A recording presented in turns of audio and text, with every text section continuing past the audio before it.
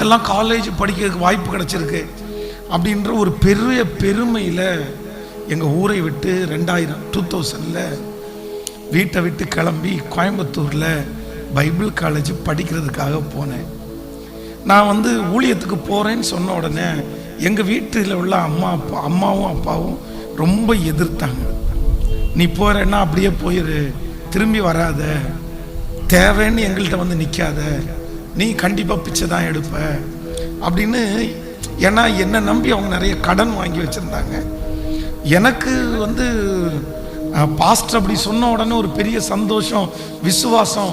எங்கள் அப்பாட்ட ஒரு பெரிய சவால் விடுறேன், இல்லை என்ன ஆண்டவர் நடத்துவார் அப்படின்னு பெரிய சவால் விட்டு கிளம்பும் போது சர்ச்சில் இருக்கிற நிறைய பேர் சோப்பு, எண்ணெய், துணி, பழைய துணிகள், அப்போ ஒரு பெட்டியை நான் கையில்